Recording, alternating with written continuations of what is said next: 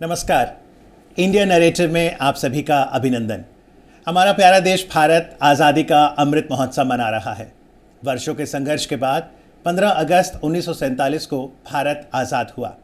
लेकिन क्या आप जानते हैं, भारत के पहले स्वाधीनता दिवस के अवसर पर राष्ट्रपिता महात्मा गांधी ने एक इच्छा जाहिर की थी। गांधी जी पाकिस्तान जाना चाहते थे। इस बात का उल्लेख Gandhi's Hinduism the struggle against Jinnah's Islam पुस्तक में भी है। और कार्यक्रम द टॉक में आज के हमारे मेहमान इसी पुस्तक के लेखक हैं। स्वागत कीजिए श्री एम.जे. अकबर का। नमस्कार सर। नमस्कार। अकबर जी न केवल एक प्रख्यात लेखक हैं बल्कि जर्नलिस्ट हैं, सांसद रहे हैं और साथ ही भारत सरकार में आप विदेश राज्य मंत्री भी रहे हैं। सर, सबसे पहला सवाल यही कि महात्मा गांधी जी 15 अगस्त 1947 को पाकिस्तान क्यों जाना चाहते थे? सवाल का प्रश्न बहुत ही सरल है। वो पाकिस्तान में कभी यकीन नहीं करते थे। उनके दिमाग में वो जिस ख्वाब लेकर आगे चल पड़े थे 1920 में, हम 75 साल की बात कर रहे हैं, हमें कभी कभी 100 साल पहले की भी बात करनी चाहिए। 100 साल पहले जब नॉन कोऑपरेशन मूवमेंट 1920 में गांधी जी ने शुरू किया, उस वक्त जो गांधी जी का विज़न था, उस विज़न में समझिए दो स्तंभ थे। एक स्वराज जी, स्वराज जिसको तिलक जी ने कहा था Swaraj is my birth right, और उनका था कि मैं स्वराज लाके इस देश में, बस उनकी ज़िंदगी की एक ही समझते हैं लाइफ टाइम जो एक तमन्ना थी। और दूसरा भारत की एकता और हिंदू मुसलमान के बीच में एक प्रेम, एक मैं कहा जाए कॉमन नेशनलिज्म, एक ऐसी व्यवस्था जिसमें सब अपनी मज़हब, धर्म, फ्रीडम हो, सब अपनी धर्म मानने के लिए अपने देश में, अपने घर में सहयोगी बने, एक दूसरे से भाई बहन बन के रहें, ये उनके दिमाग में था। और उन्होंने जब परचम उठाया, जब झंडा फहराया 1920 में ही शायद उन्होंने, या 21 में, तिरंगा का पहला जो ढांचा था उन्होंने देश को दिया। तिरंगा उस वक्त उठा था जी, हमारे देश और हमारे फ्रीडम स्ट्रगल का प्रतीक बन गया था। तो ये जो और उनका जो था कि आज़ादी तो लेंगे, आज़ादी हमें कोई दिया नहीं है, आज़ादी हमने लड़के लिया जी। ये कहना कि अंग्रेज़ हमें आज़ादी दिए हैं, ये मूर्खता है। और सारे देश ने लड़के आज़ादी दी, और वो आज़ादी तो 1947 में गांधी जी ने हमें सौंप दिया, लेकिन देश की एकता नहीं सौंप पाए, क्योंकि अंग्रेज़ और मोहम्मद अली जिन्ना, उन्होंने 1940 में, आपने मेरी किताब की जिक्र की है जी, उसमें सारी कहानी 1940 से लेकर 47 तक कैसे मिलकर रणनीति बना के पाकिस्तान बना। और ये सारे जो रेफरेंसेस हैं वो ब्रिटिश आर्काइव्स के हैं। अच्छा, सारे पेपर्स जो हैं, ट्रांसफ़र ऑफ पावर डॉक्यूमेंट्स और उनके मेमोइर्स वगैरह के हैं, और उन्हीं के अपने कागज़ों से मैंने ये निकाला है। अच्छा, उन्होंने 47 में जब फाइनली सब ने पार्टीशन मान लिया, तो समझिए गांधी जी का दिल टूट गया। उनका भारत, उनका हिंदुस्तान, वो अफ़गानिस्तान के बॉर्डर से लेके बर्मा के बॉर्डर तक था। वो कभी मान नहीं सकते थे कि जो पूर्वजों की भारत जो है, जो हमारे तो कितने अनगिनत जनरेशन्स की जो भारत है, उस भारत को कोई तोड़ दे। और जब 15 अगस्त आया, आप समझिए ये बड़ी बात है। सारे देश में एक जलसा था, लोग तो यकीन नहीं कर पा रहे थे। उस दिन 15 अगस्त को गांधी जी दिल्ली में नहीं थे, हट गए, बोले तुम मनाओ। ऑल इंडिया रेडियो उनके पास आया, उन्होंने कहा मेरे पास कोई शब्द नहीं, जाओ। बीबीसी आया, ये कह के आपका जो मैसेज है न सिर्फ इस देश में, हम दुनिया भर में, तो बीबीसी को कह दिए कि मैं अंग्रेज़ी भूल गया हूँ। उनका दिल टूट गया था। और फिर जब बंगाल के पाकिस्तान में किस जगह जाना चाहते थे जी, ये भी बहुत ज़रूरी बात है, बहुत इम्पोर्टेंट, क्योंकि पाकिस्तान वेस्ट पे भी था, ईस्ट में भी। जी हाँ, अब लोग नहीं जानते हैं क्योंकि 1971 में लिबरेशन वॉर बांग्लादेश ने अपनी करके अपनी आज़ादी ली। तो गांधी जी कहाँ जाना चाहते थे? गांधी जी नोआखाली जाना चाहते थे, क्योंकि सबसे ज़्यादा अगर कोई प्रोविंस, प्रांत कम्युनल बन गया था 1946 से लेकर, वो बंगाल था।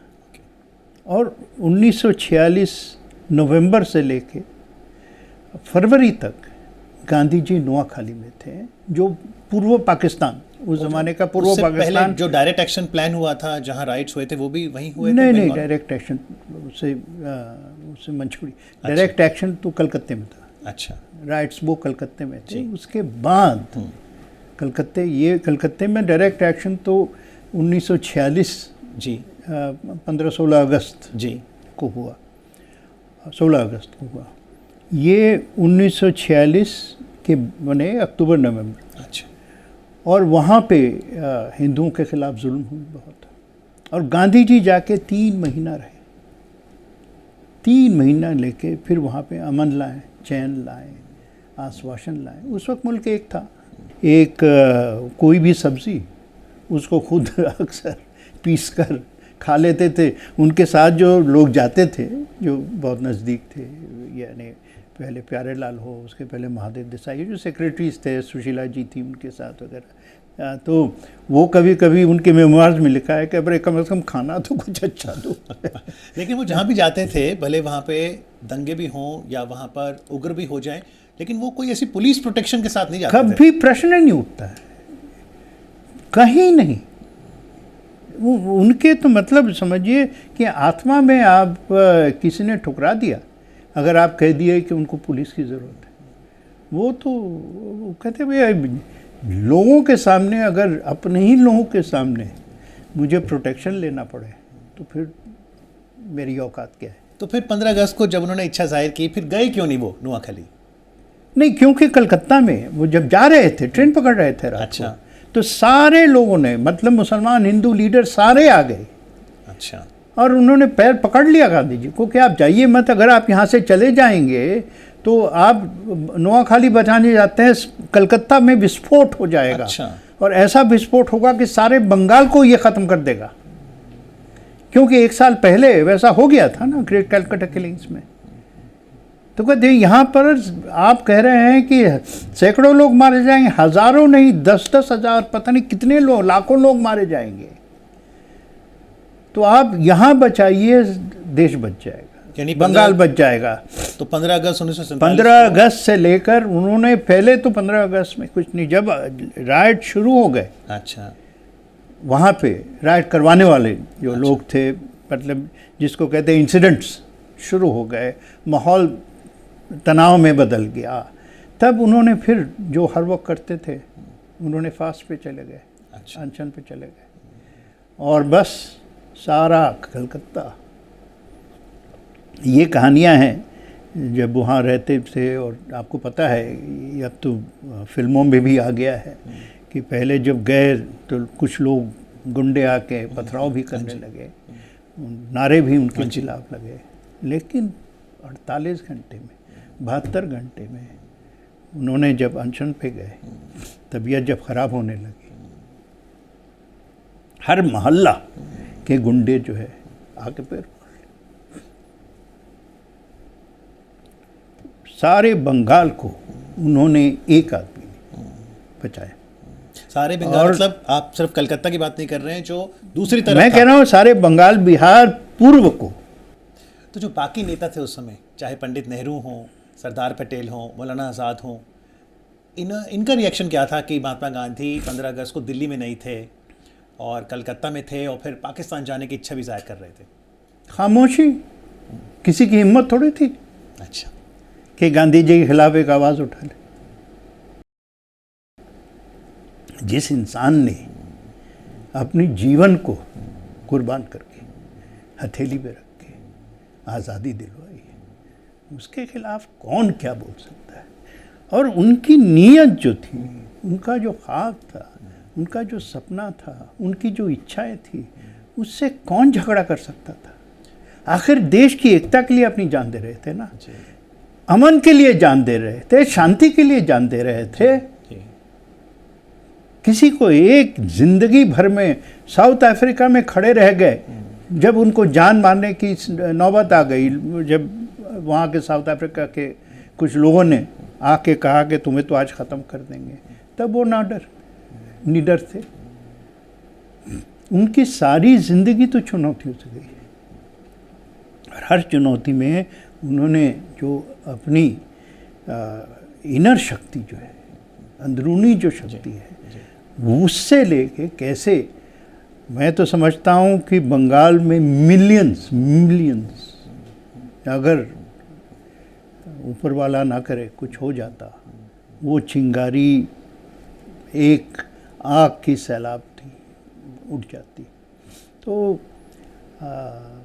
ये गांधी जी की जो कंट्रीब्यूशन है हमारे, वो मैं समझता हूँ कि किसी के पास लफ्ज़ नहीं है, और इसलिए हम किसी की कलम की ताकत नहीं है कि वो पूरी सच्चाई को कागज़ पे करते। तो जन गण में एकता लाने के लिए आपको लगता है जब कई प्रयास किए जाते हैं, जैसे हर घर तिरंगा, या जैसे हम दोनों ने ही खादी पहना है, तो क्या ये जनमानस को जोड़ने में सक्षम होते हैं? देखिए, आज ये जो तिरंगा आंदोलन प्रधानमंत्री नरेंद्र मोदी जी ने शुरू किया है, ये इसकी माने बहुत गहरी हैं। ये तो है एक तरफ से ठीक है, आज़ादी है, 75 साल है, बहुत बड़ा एक मौका है, जश्न है, और एक ऐतिहासिक खुशी की लहर बच्चे बच्चे के अंदर होनी चाहिए। मुझे इतना इमोशनल हो जाता हूँ मैं जब मैं एक बच्ची को देखता हूँ अपने हाथ में झंडा लिए हुए चल रही जी अकेले जी। तो लेकिन इसके पीछे बहुत और बातें हैं। ये कभी नहीं भूलना चाहिए कि हमारा तिरंगा खादी का है, और खादी जो है, गांधी जी के पहले भी खादी था। गांधी जी ने क्या किया, उन्होंने विदेशी कपड़े की आग जला दी, आग लगा दी, और कहा कि अगर खादी क्यों पहनूं, क्योंकि खादी जो है गरीब के लिए रोटी है, बस ये गरीब की रोटी है, इसमें गरीब की तकदीर है। घर में एक गरीब औरत चरखे से कुछ आने, उस ज़माने में रुपए आने होते थे, कुछ आने कमा लेगी और उससे अपने बच्चों को रोटी देगी। इसलिए उन्होंने मास मार्केटिंग की खादी की, क्योंकि उनके दिमाग में बस यही था, उस गरीब माँ की आंसू जो है, उस गरीब बच्चे की तकदीर बनाओ, तब आज़ादी का कुछ मतलब होता है। नहीं तो आज़ादी तो कागज़ पे लिखा एक दस्तखत है। जब तक गरीब के लिए हम भूख से आज़ादी नहीं देंगे, जब हम इलिटरेसी से आज़ादी नहीं देंगे, जब तक हम उसकी तकदीर को एक 21वीं सदी में नहीं ला पाएंगे, तब तक आज़ादी अधूरा है। तो आपको लगता है 15 अगस्त 1947 को हमें राजनीतिक आज़ादी तो मिल गई, लेकिन 75वीं वर्षगांठ पे कहीं ना कहीं संकल्प लेना होगा कि आर्थिक आज़ादी के लिए अभी भी हमें काम करना है। जी हाँ, और मैं समझता हूँ कि हमारे प्रधानमंत्री, ये मैसेज यही है उनका मैसेज कि 75 साल पीछे तो ज़रूर देखो, लेकिन अगले 75 साल आगे भी तो देखो। और जब हम 75 साल आगे देखेंगे तो मुझे पूरा यकीन है 75 साल भी नहीं लगेंगे, कम लगेंगे, जब हमारा देश, हमारा मुल्क जो है दुनिया के उन मुल्कों में, उन चंद मुल्कों में होगा जो दिखा देगा कि हमने आज़ादी तो ली, और आज़ादी इसलिए नहीं दी कि हमने अपने देश को आज़ादी से ये करना था। हमने अपने देश में पॉलिटिकल आज़ादी थी, हमने इकोनॉमिक आज़ादी दी, और हम ऐसी तरक्की करेंगे कि हम दुनिया के डेवलप वर्ल्ड्स के जी पहले 5-10 मुल्कों में रहेंगे, जी और ऐसा मुल्क बनाएंगे जिसमें गरीबी एक बहुत ही ख़राब याददाश्त हो, ज़िंदगी के उसमें कोई दखल ना हो। जी। आखिरी सवाल, बहुत से युवा इंडिया नैरेटिव का ये कार्यक्रम द टॉक देख रहे हैं। आज तकनीक का भी ज़माना है और युवा में एनर्जी है, इनोवेशन है। क्या कहेंगे गांधी जी के जीवन से, उनके मूल्यों से आज का युवा क्या सीख सकता है? सीखने के लिए थोड़ा पढ़ना पड़ेगा। तो हमारे युवा जो हैं अपनी ऊर्जा को ज़रा सा किताबों में भी लगाते, और ये भाई कौन गांधी जी के ऊपर क्या लिखा है वो छोड़िए। अच्छा। गांधी जी खुद एक बहुत बड़े जर्नलिस्ट है। उन्होंने 2-3 मैगजीन्स की एडिटरशिप जिंदगी भर की। ठीक है। इंडियन ओपिनियन, साउथ अफ्रीका से लेके आखिरी यहाँ तक 47 तक 48 तक उन्होंने वो हर हफ्ता लिखते थे। तो गांधी जी के जो लेख हैं वो पढ़ लीजिए। अच्छा। ठीक है, पूरा भी मत पढ़िए, उसको एक कंसाइज फॉर्म में पढ़ लीजिए। तो आज जैसे सोशल मीडिया का ज़माना है, WhatsApp, Instagram, click of the button पूरा विश्व आपकी बात सुन सकता है, फिर भी कम्युनिकेशन शायद हम लोग नहीं कर पाते कभी कभी। आपको लगता है महात्मा गांधी उस दौर में बहुत अच्छे कम्युनिकेटर थे? मैंने आपको कहा ना, उनसे बड़ा कम्युनिकेटर कोई है ही नहीं। सोशल मीडिया उनकी ज़बान थी। और वो एक चीज़ जानते थे कि आज जो भी कह लीजिए, पता नहीं क्या टेक्नोलॉजीज़ आ गई हैं, सबसे बड़ी जो चर्चा फैलती है वो दूसरे की ज़बान से फैलती है। Word by mouth. Word by mouth. अगर आप किसी की भाषण या किसी का कहना या कुछ भी लिखा हुआ पढ़ लें, सीख लें, समझ लें और उसकी चर्चा करें, तब आग जो है, तब बात जो है वो हवा में फैलती है। और ये हवा जो है, ये इंटरनेट की हवा नहीं है, ये ह्यूमन हवा है। आपने खुद दशकों बहुत रिसर्च की, इतनी किताबें लिखी हैं जो हमें भारत के इतिहास से जोड़ती हैं, उससे हम भविष्य भी उज्जवल करते हैं। इन दिनों किन विषयों पर लिख रहे हैं आप? देखिए, किस विषय पे लिख रहा हूँ, मैं जब भी इतिहास को मैं इसलिए हर वक्त टटोलता रहता हूँ क्योंकि इतिहास सिर्फ हमारे पूर्वजों की बात नहीं कहती है। इतिहास ये भी कहती है कि हम कैसे आगे बढ़ें, तो किन चीज़ों से, किन गलतियों से हम बच के रहे हैं और किन चीज़ों ने हमें देश को आगे बढ़ाया है। अगर ये समझ में आ जाए जी, तब जो है किताब के कोई मायने होते हैं। जी बिल्कुल। और आज़ादी के अमृत महोत्सव में हम गांधी जी को, सभी फ्रीडम फाइटर्स को और उन सभी को जिन्होंने राष्ट्र निर्माण के लिए योगदान दिया है, नमन करते हैं। और आप जैसे इतिहासकारों को भी धन्यवाद देते हैं कि जब ऐसे अवसर आते हैं तो आप हमें इतिहास के पन्नों में ले जाते हैं और उसके आकलन से हमें आने वाले समय के लिए प्रेरणा देते हैं। बहुत बहुत शुक्रिया अकबर साहब कार्यक्रम में आके चर्चा करने के लिए। Thank you. बहुत धन्यवाद आपका।